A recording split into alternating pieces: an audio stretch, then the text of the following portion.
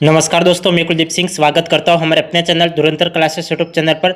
जैसा कि दोस्तों हमारी चर्चा चल रही थी राजस्थान के प्रमुख संप्रदाय के ऊपर, और पिछली दो क्लासों में हमने राजस्थान के प्रमुख सगुण संप्रदाय के ऊपर चर्चा करी। यदि आपने उन क्लासों को नहीं देखा है तो आप उन क्लासों को देख ले, इसके बाद इस क्लास को देखिए। यदि आपको एग्जाम में सगुण संप्रदाय कौन कौन से और निर्गुण संप्रदाय कौन कौन से, इससे रिलेटेड या तो मिलान चिन्ह वाले प्रश्न पूछ लिए जाएंगे या फिर किसी भी तरीके से प्रश्न पूछ लिए जाते हैं, तो आपको ये ध्यान में होना चाहिए कि सगुण संप्रदाय कौन कौन से और निर्गुण संप्रदाय कौन कौन से। तो पिछली दो क्लासों में हमने सगुण संप्रदाय के बारे में चर्चा करी थी और आज की क्लास में हम निर्गुण संप्रदाय के ऊपर चर्चा करेंगे। तो क्लास में एंड तक बने रहिए। हम क्लास को बिना देरी के शुरू करते हैं। क्लास को आगे बढ़ाने से पहले मैं आपको याद दिलवा देना चाहता हूं कि यदि आपने चैनल को सब्सक्राइब नहीं किया है तो चैनल को सब्सक्राइब कर लेना और बेल आइकन को प्रेस कर लेना, ताकि आपको प्रत्येक क्लास की नोटिफिकेशन मिलती रहे। अब हम देखेंगे क्लास को बिना देरी के। अब हम शुरू कर लेते हैं। यहाँ पे हमें दे रखा है कि जसनाती संप्रदाय। जसनाती संप्रदाय निर्गुण संप्रदाय है और इसके बारे में हम डिटेल से चर्चा करेंगे। इसके प्रवर्तक कौन है और इनका जन्म कब हुआ था,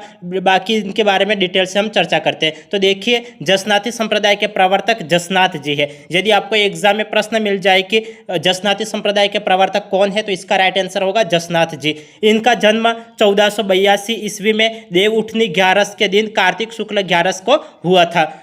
देखो, जसनाथ जी का जन्म 1482 ईस्वी में देव उठनी 11 कार्तिक शुक्ल 11 के दिन हुआ था। इनके पिता का नाम हम्मीर जी है और इनकी माता का नाम रूपादे है। जसनाथ जी के पिता का नाम हम्मीर जी और माता का नाम रूपादे है। इनके बारे में देखिए, जसनाती संप्रदाय, इन्होंने 1504 ईस्वी में कतरियासर में जसनाती संप्रदाय की स्थापना की। देखो, जसनाथ जी ने 1504 ईस्वी में कतरियासर में जसनाती संप्रदाय की स्थापना की। अब आगे देखिए, आगे हम बात करेंगे इनकी प्रमुख पीठ कहाँ बनी हुई है, तो इनकी प्रमुख पीठ कतरियासर बीकानेर में बनी हुई है। यदि आपको एग्जाम में प्रश्न मिल जाए कि जसनाथ जी की प्रमुख पीठ कहाँ बनी हुई है, तो इसका राइट आंसर होगा जसनाती संप्रदाय की प्रमुख पीठ कतरियासर बीकानेर जिले में बनी हुई है।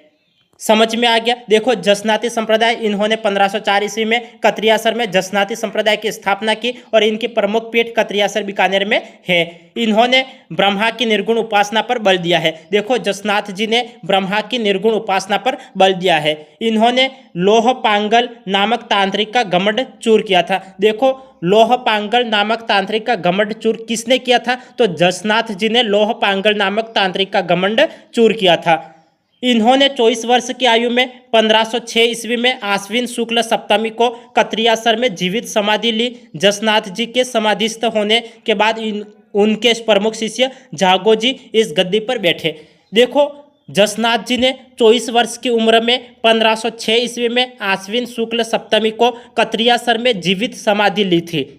समझ में आ गया। जसनाथ जी ने 24 वर्ष की आयु में 1506 ईस्वी में आश्विन शुक्ल सप्तमी को कतरियासर में जीवित समाधि ली और जसनाथ जी के समाधिस्थ होने के बाद में गद्दी पर कौन बैठे, तो जागो जी बैठे। जागो जी जसनाथ जी के समाधि लेने के बाद में गद्दी पर बैठने वाले कौन थे, तो जागो जी गद्दी पर बैठे थे। अब आगे देखिए, आगे हम बात करते हैं उनका मुख्य मंदिर कहाँ बना हुआ है। यदि आपको मुख्य मंदिर से रिलेटेड यदि प्रश्न पूछ लिया जाता है तो आपको ये ध्यान में होना चाहिए कि जसनाथ जी का मुख्य मंदिर कतरियासर बीकानेर, यह जसनाथ जी की कर्मस्थली है और यहाँ वर्ष में 3 बार आश्विन शुक्ल सप्तमी, माघ शुक्ल सप्तमी, चैत्र शुक्ल सप्तमी को विशाल मेले लगते हैं। देखो, जसनाथ जी का मुख्य मंदिर कहाँ स्थित है, तो इनका मुख्य मंदिर कतरियासर बीकानेर में स्थित है और यह जसनाथ जी की कर्मस्थली रहा है और यहाँ वर्ष में 3 बार मेले लगते हैं। कब कब मेले लगते हैं, तो आश्विन शुक्ल सप्तमी, माघ शुक्ल सप्तमी और चैत्र शुक्ल सप्तमी को विशाल मेले लगते हैं। संत जसनाथ जी के उपदेश क्या है, तो सिंबुदड़ा व कोड़ा ग्रंथ, ये उनके उपदेश है। यदि उपदेश भी पूछ लिए जाते तो आपको ध्यान में होना चाहिए कि जसनाथ जी के उपदेश है सिंबुदड़ा व कोड़ा ग्रंथ, ये उनके उपदेश है। अब आगे हम देखेंगे जसनाथ जी से रिलेटेड ही। अब देखिए, ये देखिए 2 मिनट, ये देखिए जसनाथ जी से रिलेटेड ही हम देखेंगे। देखिए, इन्होंने 36 नियमों का पालन किया। जसनाथ जी ने कितने नियमों का पालन किया, तो जसनाथ जी ने 36 नियमों का पालन किया। जसनाती संप्रदाय में शामिल होने वाले अधिकांश अनुयायी जाट है। देखो, जसनाती संप्रदाय में शामिल होने वाले अधिकांश अनुयायी कौन से हैं, तो अधिकांश अनुयायी जाट है। आगे देखिए, इस संप्रदाय के लोग झाल वृक्ष व मोर पंख को पवित्र मानते हैं। इस संप्रदाय के लोग झाल वृक्ष और मोर पंख को पवित्र मानते हैं। गले पर काली ऊन का धागा बांधते हैं। अंतिम संस्कार में शव को जलाया न जाकर भू समाधि दी जाती है। देखो, जसनाती संप्रदाय, इस संप्रदाय के लोग झाल वृक्ष व मोर पंख को पवित्र मानते हैं और गले पर काली ऊन का धागा बांधते हैं और अंतिम संस्कार में शव को जलाया न जाकर भू समाधि दी जाती है। तो आपको ये ध्यान में रखना है कि अंतिम संस्कार में शव को जलाया न जाकर भू समाधि किस संप्रदाय के लोग देते हैं? तो भू समाधि जसनाती संप्रदाय के लोग भू समाधि देते हैं और शव को जलाते नहीं है और उनके गले में काली ऊन का धागा बांधते हैं। और वो किसको पवित्र मानते? तो वह झाल वृक्ष व मोर पंख को पवित्र मानते हैं। इस संप्रदाय में विरक्त संतों की मंडली को परमहंस मंडली कहते हैं। देखो, जसनाती संप्रदाय में विरक्त संतों की मंडली को परमहंस मंडली कहते हैं, जो अविवाहित रहते हैं। जो इसमें कौन से लोग शामिल होते हैं? तो अविवाहित लोग शामिल रहते हैं। लालनाथ जी, चोखनाथ, सवाईनाथ और रुस्त जी जसनाती संप्रदाय के प्रमुख संत हैं। जसनाती संप्रदाय के प्रमुख संत कौन कौन से हैं? तो लालनाथ जी, चोखनाथ, सवाईनाथ और रुस्तम जी, ये 4 जसनाती संप्रदाय के प्रमुख संत हैं। कौन कौन से? तो लालनाथ जी, चोखनाथ, सवाईनाथ और रुस्तम जी, ये जसनाती संप्रदाय के प्रमुख संत हैं। आगे देखिए, आगे हम बात करेंगे। ये देखिए, जसनाथ जी के मंगेतर कालल दे ने कतरियासर में जीवित समाधि ली थी। जसनाथ जी की मंगेतर कालल दे ने कतरियासर में समाधि ली थी, जो सती माता कालल दे के नाम से पूजी जाती है। इनका मंदिर कतरियासर में बना है। देखो, जसनाथ जी की जो मंगेतर थी कालल दे, उन्होंने कतरियासर में समाधि ली थी, जीवित समाधि ली थी। आपको ये भी ध्यान में होना चाहिए कि जसनाथ जी की जो मंगेतर थी कालल दे, जिन्होंने कतरियासर में जीवित समाधि ली थी, जो सती माता कालल दे के नाम से पूजी जाती है और इनका मंदिर कतरियासर में बना है। ये भी आपको ध्यान में रखना है। इस संप्रदाय की 84 बाड़ियाँ प्रसिद्ध है। बाड़ियों को आसन भी कहा जाता है। देखो, इस संप्रदाय जसनाती संप्रदाय की 84 बाड़ियाँ प्रसिद्ध है और इन बाड़ियों को आसन कहा जाता है।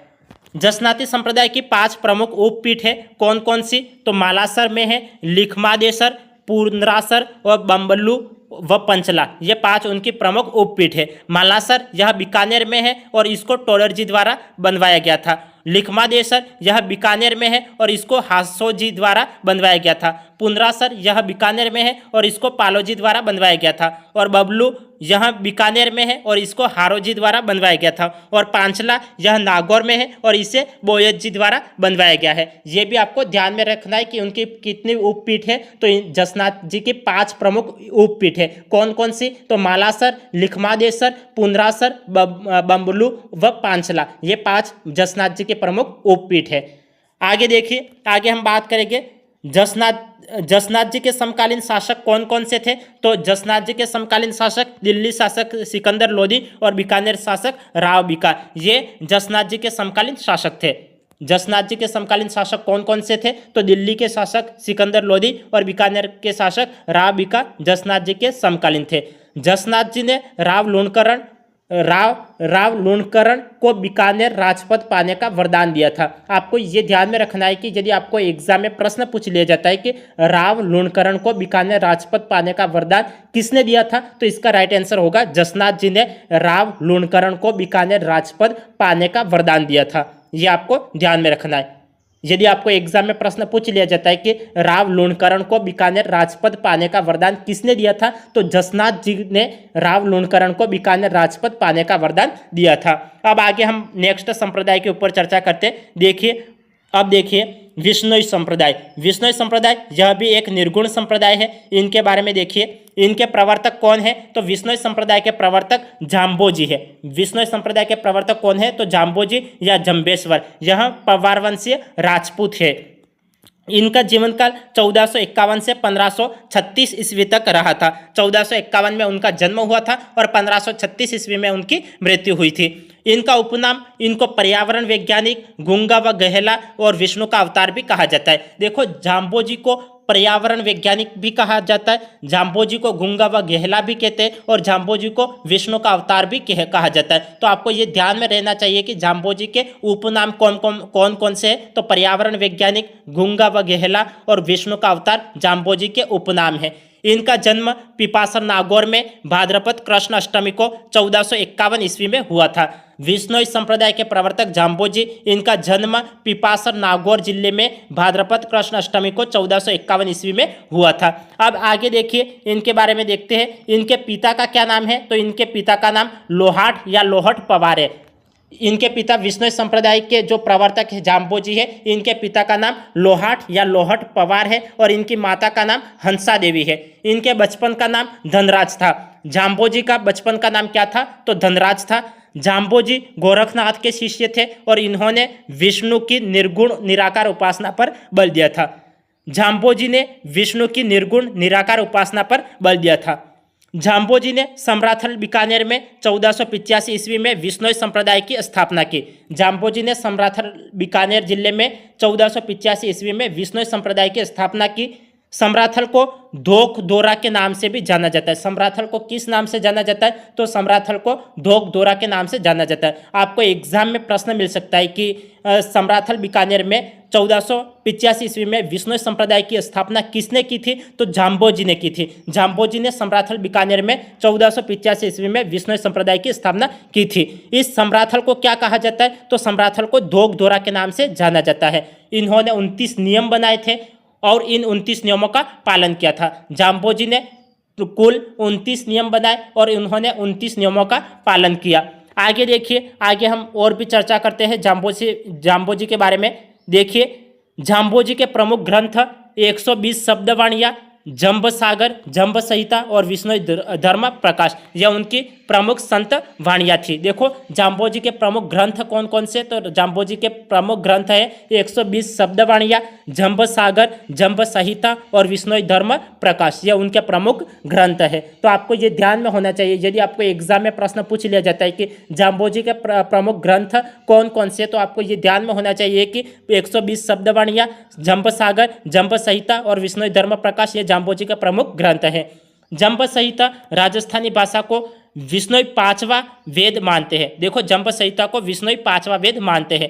प्रवचन प्रमुख स्थल सम्राथल दोरा बीकानेर है। देखो, जाम्बोजी का प्रमुख प्रवचन स्थल कौन सा है? तो सम्राथल दोरा बीकानेर उनका प्रमुख प्रवचन प्रमुख स्थल है। देखो, ये जाम्बोजी का प्रमुख प्रवचन प्रमुख स्थल कौन सा है? तो सम्राथल दोरा बीकानेर, यह प्रमुख प्रवचन प्रमुख स्थल है जाम्बोजी का। ये भी आपको ध्यान में रखना है। और भी हम चर्चा करते जाम्बोजी के बारे में। देखिए, ये देखिए, जाम्बा गांव फलोदी, जाम्बा गांव कहाँ स्थित है? तो जाम्बा गांव फलोदी जिले में स्थित है। विष्णु समाज के लिए पुष्कर के समान पवित्र स्थान है। यदि आपको एग्जाम में प्रश्न मिल जाए कि विष्णु समाज के लिए पुष्कर के समान पवित्र तीर्थ कौन सा है, तो जाम्बा गांव फलोदी विष्णु समाज के लिए पुष्कर के समान पवित्र तीर्थ है। गुरु जाम्बोजी विश्व में पर्यावरण आंदोलन के प्रथम प्रणेता माने जाते हैं। गुरु जाम्बोजी विश्व में पर्यावरण आंदोलन के प्रथम प्रणेता माने जाते हैं। यदि आपको एग्जाम में प्रश्न मिल जाए कि विश्व में पर्यावरण आंदोलन के प्रथम प्रणेता किन्हें माना जाता है, तो गुरु जाम्बोजी को विश्व में पर्यावरण आंदोलन के प्रथम प्रणेता माना जाता है। इन्होंने खेजड़ी वृक्ष व वन्य जीवों के महत्व को समझाया था। देखो, जाम्बोजी ने खेजड़ी वृक्ष व वन्य जीवों के महत्व को समझाया। आगे देखिए, विष्णोई खेजड़ी की पूजा करते हैं। जो विष्णोई लोग हैं वो खेजड़ी की पूजा करते हैं। और जाम्बोजी ने संसार को गोवालवास मतलब अस्थायी निवास बताया। जाम्बोजी ने संसार को गोवालवास मतलब अस्थायी निवास बताया है। शब्दवाणी, उनकी शब्दवाणी किसे कहते हैं? तो देखिए, जाम्बोजी के मुख से उच्चारित वाणी शब्दवाणी, जंबवाणी व गुरुवाणी कहलाती है। देखो, जाम्बोजी के मुख से उच्चारित वाणी शब्दवाणी, जंबवाणी व गुरुवाणी कहलाती है, जिसमें कुल 151 शब्द मिलते हैं। इनका प्रवचन स्थल सांथरी कहलाता है। इनका प्रवचन क्या कहलाता है? इनका प्रवचन स्थल सांथरी कहलाता है। इनका प्रवचन क्या कहलाता है? तो इनका प्रवचन स्थल सांथरी कहलाता है। यह आपको ध्यान में रखना है। आगे देखिए, आगे हम बात करेंगे। आगे देखिए, आगे हम बात करते हैं पाहल। पाहल किसे कहते हैं? तो झाम्बोजी द्वारा अभिमंत्रित जल जिसे पिलाकर विश्नोई पंथ में दीक्षित करते थे, ये पाहल कहलाता है। देखो पाहल किसे कहते हैं? तो झाम्बोजी द्वारा अभिमंत्रित जल जिसे पिलाकर विश्नोई पंथ में दीक्षित करते थे, उसे क्या कहते हैं? तो पाहल। आपको एग्जाम में प्रश्न मिल सकता है कि झाम्बोजी द्वारा अभिमंत्रित जल इसे पिलाकर विश्नोई पंथ में दीक्षित करते थे, उसे क्या कहते थे? तो उसे पाहल कहते थे। झाम्बोजी की समाधि कहाँ स्थित है? तो झाम्बोजी की समाधि मुकाम बीकानेर में स्थित है, जो विश्नोइयों का प्रमुख स्थान है। झाम्बोजी की समाधि मुकाम बीकानेर में स्थित है और जो विश्नोइयों का प्रमुख स्थान है। इनका मेला कहाँ बढ़ता है? तो इनका मेला फाल्गुन अमावस्या व आश्विन अमावस्या को मुकाम में बढ़ता है और यह मेला विश्नोइयों का कुंभ कहलाता है। विश्नोइयों का कुंभ, विश्नोइयों का कुंभ किसे कहते हैं? तो मुकाम बीकानेर में जो मेला बढ़ता है उसे विश्नोइयों का कुंभ कहा जाता है। आपको एग्जाम में प्रश्न मिल सकता है कि विश्नोइयों का कुंभ किसे कहा जाता है? तो मुकाम बीकानेर में विश्नोइयों का कुंभ कहा जाता है। मुकाम बीकानेर को विश्नोइयों का कुंभ कहा जाता है। यह मेला कब बढ़ता है? तो फाल्गुन अमावस्या व आश्विन अमावस्या को मुकाम में बढ़ता है। तो आपको ये ध्यान में होना चाहिए कि फाल्गुन अमावस्या व आश्विन अमावस्या को मुकाम में मेला बढ़ता है और यह मेला विश्नोइयों का कुंभ कहलाता है। आगे देखिए, गुरु झाम्बोजी के प्रति अगाध आस्था के कारण बीकानेर के राजाओं ने अपने राज के झंडे में खेजड़ी के वृक्ष को राज्य चिन्ह के रूप में अंकित करवाया, जिसे माटो कहा जाता है। आपको एग्जाम में प्रश्न मिल सकता है कि बीकानेर के राजाओं ने अपने राज के झंडे में खेजड़ी के वृक्ष को राज्य चिन्ह के रूप में अंकित करवाया, जिसे क्या कहा जाता है? तो जिसे माटो कहा जाता है। तो आपको ये ध्यान में होना चाहिए कि यदि आपको एग्जाम में प्रश्न मिल जाए कि बीकानेर के राजाओं ने अपने राज के झंडे में खेजड़ी के वृक्ष को राज्य चिन्ह के रूप में अंकित करवाया, जिसे क्या कहते हैं? तो जिसे माटो कहते हैं। हाथों हाथ में प्रश्न भी बना के आपको दिखा रहा हूं कि आपको एग्जाम में किस तरीके से प्रश्न पूछे जा सकते हैं। तो आपको ये ध्यान में होना चाहिए कि बीकानेर के राजाओं ने अपने राज के झंडे में खेजड़ी के वृक्ष को राज्य चिन्ह के रूप में अंकित करवाया और जिसे माटो कहा जाता है। अब आगे देखिए, आगे हम बात करेंगे, विश्नोई नीले वस्त्र का त्याग करते हैं। विश्नोई नीले वस्त्र का त्याग करते हैं, यह उनका 29वां नियम था। मैंने आपको अभी अभी बताया था कि झाम्बोजी ने टोटल 29 नियम बनाए थे और उन्होंने उनके पूरे जीवन काल में 29 नियमों का पालन किया था। और 29वां नियम कौन सा था? तो विश्नोई नीले वस्त्र का त्याग करते हैं, यह उनका 29वां नियम था। अब आगे नेक्स्ट चर्चा करते हैं, नेक्स्ट संप्रदाय के ऊपर। देखिए, नेक्स्ट संप्रदाय के ऊपर चर्चा करते हैं। ये देखिए, दादू पंथ। दादू पंथ यह एक निर्गुणी संप्रदाय है। देखो, कल की क्लास में हमने सगुण संप्रदाय के ऊपर बात करी, आज की क्लास में केवल और केवल हम निर्गुण संप्रदाय के ऊपर बात कर रहे हैं और एक और क्लास होगी जिसके ऊपर भी हम निर्गुण संप्रदाय के ऊपर चर्चा करेंगे। तो ये देखिए, दादू पंथ। दादू पंथ इसे परम ब्रह्मा संप्रदाय भी कहा जाता है। यदि आपको एग्जाम में प्रश्न मिल जाए कि किस संप्रदाय को परम ब्रह्मा संप्रदाय कहा जाता है, तो आपको ध्यान में होना चाहिए कि दादू पंथ संप्रदाय को, दादू पंथ को परम ब्रह्मा संप्रदाय भी कहा जाता है। इसके प्रवर्तक कौन है? तो दादू पंथ संप्रदाय के प्रवर्तक दादू दयाल है और दादू दयाल को राजस्थान का कबीर कहा जाता है। दादू दयाल को क्या कहा जाता है? तो राजस्थान का कबीर कहा जाता है। ये किसने कहा था? तो दादू दयाल को राजस्थान का कबीर किसने कहा था? तो मोतीलाल मेनारिया ने दादू दयाल को राजस्थान का कबीर कहा था।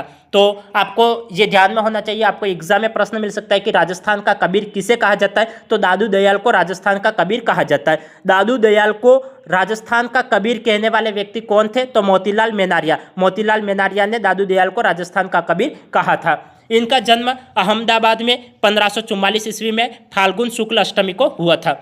दादू दयाल का जन्म अहमदाबाद में 1544 ईस्वी में फाल्गुन शुक्ल अष्टमी के दिन हुआ था। इनके गुरु का क्या नाम है? तो दादू दयाल के गुरु का नाम बूढ़धन जी है। दादू दयाल के गुरु का क्या नाम है? तो बूढ़धन जी या वृंदानंद जी, ये कबीर के शिष्य थे। दादू दयाल के गुरु बूढ़धन जी या वृंदानंद जी, आपको कोई भी एग्जाम में मिल जाए तो आपको ये ध्यान में होना चाहिए कि दादू दयाल के गुरु का नाम बूढ़धन जी या वृंदानंद जी है और ये कबीर के शिष्य थे। आगे देखिए, आगे हम बात करेंगे, जो बूढ़धन जी थे और ये कबीर के शिष्य थे। बूढ़धन जी कबीर के शिष्य थे, ये भी आपको ध्यान में रखना है। आगे देखिए, दादू पंथ, दादू दयाल ने 1574 ईस्वी में ब्रह्मा संप्रदाय की स्थापना की, जो आगे चलकर परम ब्रह्मा संप्रदाय कहलाया और अंत में दादू पंथ के नाम से जाना गया। दादू पंथ, दादू दयाल ने 1574 ईस्वी में ब्रह्मा संप्रदाय की स्थापना की, जो आगे चलकर परम ब्रह्मा संप्रदाय कहलाया और अंत में दादू पंथ के नाम से जाना गया। इनकी प्रमुख पीठ कहाँ बनी हुई है? तो दादू दयाल की प्रमुख पीठ नारायणा जयपुर जिले में बनी हुई है। यदि आपको एग्जाम में प्रश्न मिल जाए कि दादू दयाल की प्रमुख पीठ कहाँ बनी हुई है, तो इसका राइट आंसर होगा दादू दयाल की प्रमुख पीठ नारायणा जयपुर जिले में हुई है, जयपुर जिले में बनी हुई है। और यहाँ झील के किनारे विशाल मंदिर दादू द्वारा बना है। दादू की रचनाएं या उपदेश कौन कौन से? तो दादू की रचनाएं हैं दादू जी रिवाणी और दादू दयाल रा दूहा और काया बेली। ये दादू की प्रमुख रचनाएं हैं। यदि आपको एग्जाम में प्रश्न मिल जाए कि दादू की प्रमुख रचनाएं कौन कौन सी है, तो दादू जी रिवाणी, दादू दयाल रा दूहा और काया बेली, ये दादू जी की प्रमुख रचनाएं या उपदेश है। दादू पंथ का साहित्य मुख्यतः ढूंढाड़ी में है और जिसमें हिंदी मिश्रित सदुगढ़ी का प्रभाव है। दादू पंथ की साहित्यिक रचना किस भाषा में है? तो ढूंढाड़ी में है और जिसमें हिंदी मिश्रित सदुगढ़ी का प्रभाव है। आगे देखिए, आगे हम बात करेंगे हरडेवाणी अंगवधु। हरडेवाणी और अंगवधु क्या है? तो यह दादू जी की रचनाओं का संग्रह है जिसका संकलन इनके शिष्यों ने किया था। हरडेवाणी या अंगवधु यह दादू जी की रचनाओं का संग्रह है और जिसका संकलन इनके शिष्यों ने किया था। हरडेवाणी में 189 पद है और इसका संकलन संतदास और जगन्नाथ दास ने किया था। देखो हरडेवाणी में कितने पद है? तो हरडेवाणी में 189 पद है और इसका संकलन संतदास और जगन्नाथ दास ने किया था। अब आगे देखिए, आगे दादू पंथ के बारे में ही हम चर्चा करते। ये देखिए अंगवधु में कितने पद है? तो देखिए अंगवधु में 276 पद है और 3 भाग है और इसका संकलन रज्जब जी ने किया था। देखो अंगवधु में कितने पद है? तो अंगवधु में 276 पद है और 3 भाग है और इसका संकलन रज्जब जी ने किया था। जो दादू दयाल का सत्संग स्थल है, वो दादू दयाल का सत्संग स्थल अलख दरीबा के नाम से जाना जाता है। जो दादू दयाल का सत्संग स्थल है उसे अलख दरीबा के नाम से जाना जाता है। उनका अभिवादन सत्यराम, जैसे हम आज के आधुनिक दुनिया में गुड मॉर्निंग और गुड इवनिंग बोलते, उसकी जगह वह दादू दयाल सत्यराम बोला करते थे। क्या बोला करते थे? सत्यराम बोला करते थे। उनका अभिवादन सत्यराम से होता था। इनका निर्वाण, इनकी मृत्यु कब हुई थी और कहाँ हुई थी? तो देखिए इनका निर्वाण नारायणा में 1603 ईस्वी में ज्येष्ठ कृष्ण अष्टमी को संत दादू ने अपना अंतिम समय नारायणा में ही बिताया था। देखो इनका निर्वाण नारायणा में 1603 ईस्वी में ज्येष्ठ कृष्ण अष्टमी को संत दादू ने अपना अंतिम समय नारायणा में ही बिताया। दादू खोल क्या है? तो दादू खोल नारायणा के निकट बेराना पहाड़ी की गुफा जहाँ पर दादू जी का देहांत हो गया। देखो दादू खोल क्या है? तो दादू खोल नारायणा के निकट भेराना पहाड़ी की गुफा जहां पर दादू जी का देहांत हो गया और संत दादू का शव भेराना पहाड़ी पर खुला छोड़ दिया गया था। अब आगे देखिए, आगे हम बात करेंगे इनका मेला कहाँ बढ़ता है? तो इनका मेला फाल्गुन शुक्ल अष्टमी को बढ़ता है। देखो दादू दयाल का मेला फाल्गुन शुक्ल अष्टमी को बढ़ता है। दादू ने निपक आंदोलन चलाया था। यदि आपको एग्जाम में प्रश्न मिल जाए कि निपक आंदोलन किसने चलाया था, तो निपक आंदोलन दादू दयाल ने चलाया था। और इनका मेला कब बढ़ता है? तो इनका मेला फाल्गुन शुक्ल अष्टमी को बढ़ता है। इनके पुत्र का क्या नाम है? तो इनके पुत्र का नाम मिस्किन दास व गरीब दास इनके पुत्र का नाम है और उनका जन्म 1575 में हुआ था। इनकी पुत्रियों का क्या नाम है? तो उनकी पुत्रियां शोभा कंवरी व रूप कंवरी उनकी पुत्रियां थी। दादूपंथी साधु विवाह नहीं करते और गृहस्थों के लड़कों को चेला बनाकर पंथ चलाते हैं।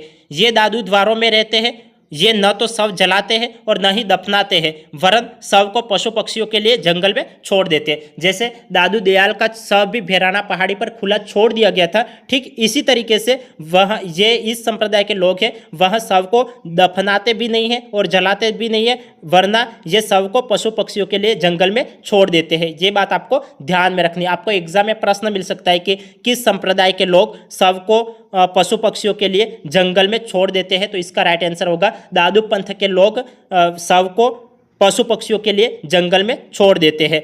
ये शव को जलाते भी नहीं है और शव को दफनाते भी नहीं है। ठीक इसी तरीके से दादू दयाल का शव भी भेराना पहाड़ी पर खुला छोड़ दिया गया था और उनका शव न तो दफनाया गया था और न ही जलाया गया था। ठीक इसी तरीके से जो दादूपंथी लोग होते वो विवाह भी नहीं करते हैं और गृहस्थों के लड़कों को चेला बनाकर पंथ चलाते हैं और दादू द्वारों में ही रहते हैं और ये न तो शव को जलाते हैं और न ही दफनाते हैं और ये पशु पक्षियों के लिए जंगलों में शव को छोड़ देते हैं। ये बात आपको ध्यान में रखनी है।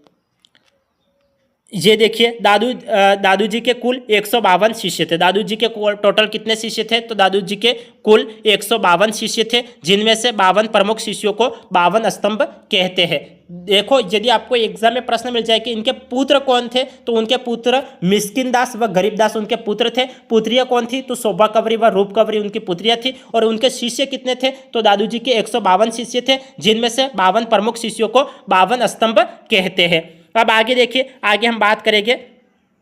आगे देखिए, दादू के शिष्यों के ऊपर ही हम बात करते हैं। दादू के शिष्य सुंदरदास, गरीबदास, मिस्किनदास, रज्जब जी, बखना जी, बालिंद जी, संतदास, जगन्नाथ दास, माधोदास, जन गोपाल और जगजीवन दास, ये उनके शिष्य थे। दादू जी के शिष्य कौन कौन से थे? तो ये आपको ध्यान में होना चाहिए कि सुंदरदास, गरीबदास, मिस्किनदास, रज्जब जी, बखना जी, बालिंद जी, संतदास, जगन्नाथ दास, माधोदास, जन गोपाल, जगजीवन दास, ये उनके प्रमुख शिष्य थे। दादू पंथी के निम्न 5 प्रकार है। कौन कौन से प्रकार है? तो खालसा, खाकी, नागा, उत्तरादे या स्तनधारी और विरक्त, ये उनके प्रमुख 5 प्रकार है। तो ये 5 प्रकार आपको ध्यान में होने चाहिए। इसके रिलेटेड लंबी चौड़ी व्याख्या आपको नहीं याद है तो कोई दिक्कत नहीं, आपको ये केवल 5 प्रकार याद होने चाहिए कि खालसा, खाकी, नागा, उत्तरादे या स्तनधारी और विरक्त, ये उनके प्रमुख 5 प्रकार है। दादू पंथ के पंचतीर्थ कौन कौन से? तो दादू पंथ के पंचतीर्थ कल्याणपुर, आमेर, सांभर,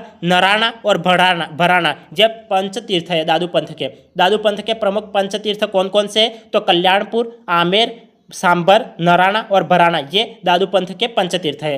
दादू दयाल संभवतः मुसलमान थे और व्यवसाय से दुनिया थे। दादू पंथ कौन थे? तो दादू पंथ मुसलमान थे और व्यवसाय से ये दुनिया थे। आगे देखिए, आगे हम बात करते हैं। ये देखिए, गरीबदास क्या है? तो गरीबदास दादू दयाल के पुत्र थे और दादू की मृत्यु के बाद गद्दी पर बैठे थे। यदि आपको एग्जाम में प्रश्न मिल जाए कि दादू की मृत्यु के बाद गद्दी पर बैठने वाले व्यक्ति कौन थे, तो गरीबदास थे। यदि आपको एग्जाम में प्रश्न मिल जाए कि दादू दयाल के मृत्यु के बाद में गद्दी पर बैठने वाले व्यक्ति कौन थे, तो गरीबदास। यहाँ दादू दयाल के पुत्र थे। गरीबदास कौन थे? तो दादू दयाल के पुत्र थे और दादू की मृत्यु के बाद गद्दी पर बैठे। बाद में स्वयं को अक्षम बताकर दादू की गद्दी त्याग दी और इन्होंने दादू पंथ में खालसा वर्ग प्रारंभ किया। खालसा वर्ग किसने प्रारंभ किया था? तो गरीबदास ने खालसा वर्ग प्रारंभ किया था। इनकी रचनाएं हैं साखीपद, अध्यात्मबोध और अनबे प्रबोध, ये गरीबदास की प्रमुख रचनाएं हैं। मिस्किन दास भी दादू दयाल के पुत्र थे और गरीबदास द्वारा गद्दी त्यागने पर गद्दी पर बैठे। देखो, गरीबदास द्वारा आपको एग्जाम में प्रश्न किस तरीके से मिल सकता है? आपको एग्जाम में प्रश्न मिल सकता है कि दादू के मृत्यु के बाद में गद्दी पर बैठने वाले व्यक्ति कौन थे? तो गरीबदास थे। गरीबदास के गद्दी त्यागने पर गद्दी पर बैठने वाले व्यक्ति कौन थे? तो मिस्किनदास। तो गरीबदास और मिस्किनदास दोनों दादू के पुत्र थे। दादू की मृत्यु के बाद में सबसे पहले गरीबदास उस गद्दी पर बैठे थे और इसके बाद गरीबदास ने गद्दी को त्याग दिया था और उन्होंने खालसा वर्ग प्रारंभ किया। इस समय मिस्किनदास गद्दी पर बैठे थे। तो गरीबदास द्वारा गद्दी त्यागने पर गद्दी पर बैठने वाले व्यक्ति कौन थे? तो मिस्किनदास थे।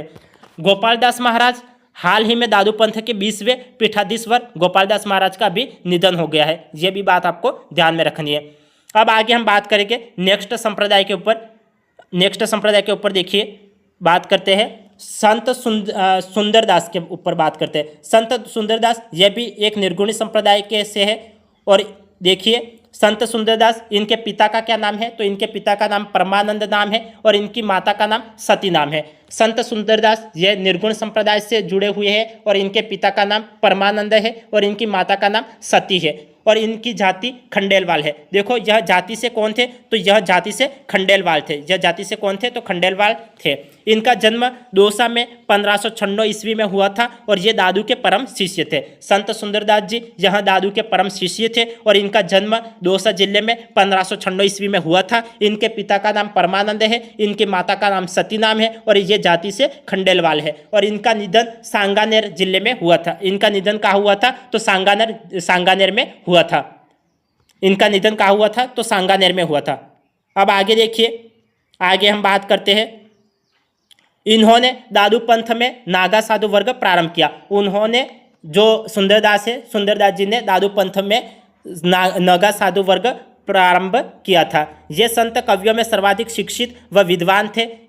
इन्हें इनकी विद्वता व अनेक ग्रंथों की रचना के कारण दूसरा शंकराचार्य और राजस्थान का शंकराचार्य भी कहा जाता है। यदि आपको एग्जाम में प्रश्न मिल जाए कि राजस्थान का शंकराचार्य किसे कहा जाता है, तो संत सुंदरदास जी को राजस्थान का शंकराचार्य कहा जाता है। या फिर आपको एग्जाम में यह भी पूछा जा सकता है कि राजस्थान का दूसरा शंकराचार्य किसे कहा जाता है, तो दूसरा शंकराचार्य भी संत सुंदरदास जी को कहा जाता है। ये संत कवियों में सर्वाधिक शिक्षित और विद्वान थे और इनकी विद्वता और अनेक ग्रंथों की रचना के कारण इन्हें दूसरा शंकराचार्य या फिर राजस्थान का शंकराचार्य कहा जाता है। इन्होंने कुल 42 ग्रंथ पिंगल भाषा में लिखे थे। देखो, संत सुंदरदास ने पिंगल भाषा में कुल 42 ग्रंथ लिखे, जिनमें से प्रमुख ग्रंथ ज्ञान समुद्र, ज्ञान सवैया, सुंदर विलास, सर्वाग योग, प्रदीपिका, सुंदरसार और सुंदर ग्रंथावली आदि है। देखो, इन्होंने पिंगल भाषा में संत सुंदरदास जी ने पिंगल भाषा में टोटल 42 ग्रंथ लिखे, जिनमें से प्रमुख ग्रंथ ज्ञान समुद्र, ज्ञान सवैया, सुंदर विलास, सर्वाग योग, प्रदीपिका, सुंदरसार, सुंदर ग्रंथावली आदि है। अन्य ग्रंथ कौन कौन से, तो इनके अन्य ग्रंथ देखिए, सुख समाधि, अद्भुत उपदेश, स्वप्न प्रबोध, वेद विचार, ज्ञान जुड़ना और पंच प्रभाव, ये उनके प्रमुख अन्य ग्रंथ है। तो ये अन्य ग्रंथ भी आपको ध्यान में होने चाहिए और जो प्रमुख ग्रंथ है वो भी आपको ध्यान में होने चाहिए। और उन्होंने ग्रंथ किस भाषा में लिखे, तो पिंगल भाषा में लिखे। कितने ग्रंथ लिखे, तो 42 ग्रंथ लिखे। राजस्थान का शंकराचार्य किसे कहा जाता है, तो संत सुंदरदास जी को कहा जाता है। दूसरा शंकराचार्य किसे कहा जाता है, तो संत सुंदरदास जी को कहा जाता है। अब आगे देखिए आगे हम बात करते हैं संत रज्जब जी के बारे में। संत रज्जब जी ये भी निर्गुण संप्रदाय से जुड़े हुए, संत रज्जब जी ये भी निर्गुण संप्रदाय से जुड़े हुए हैं। इनके बारे में देखिए, यह जाति से पठान थे। संत रज्जब जी यह जाति से पठान थे। इनकी मृत्यु सांगानेर में 1689 ईस्वी में हुई थी। संत रज्जब जी की मृत्यु सांगानेर में 1689 ईस्वी में हुई थी। इनकी प्रधान पीठ कहाँ बनी हुई है, तो इनकी प्रधान पीठ सांगानेर में बनी हुई है।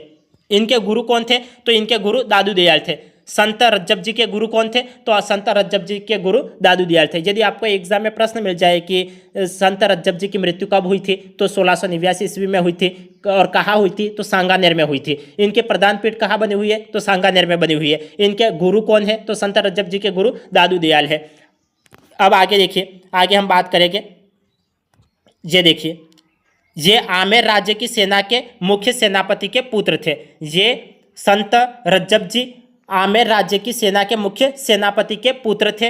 विवाह करने जाते समय दादू जी के उपदेशों से प्रभावित होकर उनके शिष्य बन गए और रज्जब जी आजीवन दूल्हे के वेश में रहे। यदि आपको एग्जाम में प्रश्न मिल जाए कि कौन से संत आजीवन दूल्हे के वेश में रहे, तो कौन से संत आजीवन दूल्हे के वेश में रहे, तो संत रज्जब जी आजीवन दूल्हे के वेश में रहे। यहाँ आमेर राज्य के सेना के मुख्य सेनापति के पुत्र थे और यहाँ विवाह करने जाते समय दादू जी के उपदेशों से प्रभावित होकर उनके शिष्य बन गए और रज्जब जी आजीवन दूल्हे के वेश में रहे। तो यदि आपको एग्जाम में प्रश्न मिल जाए कि कौन से संत आजीवन दूल्हे के वेश में रहे, तो संत रज्जब जी आजीवन दूल्हे के वेश में रहे। जिस दिन दादू की मृत्यु हुई उसी दिन से उन्होंने अपनी आंखों पर पट्टी बांध ली और जीवन पर नहीं खोली। लोगों ने बहुत समझाया। रज्जब जी कहते देखने योग्य जो था उसे देख लिया, अब देखने को क्या है। यदि आपको एग्जाम में प्रश्न मिल जाए कि किस संत ने ऐसा कहा था कि देखने योग्य जो था उसे देख लिया, अब देखने को क्या है, ऐसा कहने वाले संत कौन थे, तो संत रज्जब जी थे। संत रज्जब जी ने दादू की मृत्यु के बाद आजीवन अपनी आंखों पर पट्टी बांध ली और लोगों ने बहुत समझाया लेकिन वो नहीं समझे और उन्होंने कहा कि देखने योग्य जो था उसे देख लिया, अब देखने को क्या है। ये किसने कहा था, तो संत रज्जब जी ने कहा था। उनके उपदेश कौन कौन से, तो उनके उपदेश है रज्जब वाणी और सर्वज्ञ, ये उनके उपदेश है। रज्जब जी के उपदेश कौन कौन से, तो रज्जब जी के उपदेश है रज्जब वाणी और सर्वज्ञ, ये उनके उपदेश है। अंगवधु में उन्होंने दादू की रचनाओं को संकलित किया। अंगवधु में यदि आपको एग्जाम में प्रश्न मिल जाए कि दादू की रचनाओं को रज्जब जी ने किस में संकलित किया, तो अंगवधु में संकलित किया। यदि आपको एग्जाम में प्रश्न किस तरीके से मिल सकता है, आपको मिल सकता है कि रज्जब जी ने दादू की रचनाओं को किस में संकलित किया, तो अंगवधु में संकलित किया। इनके अनुयायी रज्जबपंथी कहलाते हैं और इनके 10 शिष्य थे। रज्जब जी के टोटल कितने 10 शिष्य थे, तो 10 शिष्य थे। प्रसिद्ध कथन, यह संसार वेद है और सृष्टि कुरान है। यह किसका प्रसिद्ध कथन है? तो संत रज्जब जी का प्रसिद्ध कथन है। तो आपको यह ध्यान में रखना है कि यदि आपको एग्जाम में प्रश्न मिल सकता है कि यह संसार है और सृष्टि कुरान है, यह कथन किस संत द्वारा कहे गए थे? तो यह संत रज्जब जी के द्वारा कहा गया था कि यह संसार वेद है और सृष्टि कुरान है। तो आज की क्लास में हमने निर्गुण संप्रदाय के प्रमुख संतों के ऊपर हमने चर्चा करी। तो आज की क्लास को हम यहीं एंड कर लेते हैं, फिर मिलते हैं अगली क्लास में। तब तक के लिए आपका दिन शुभ रहे। धन्यवाद।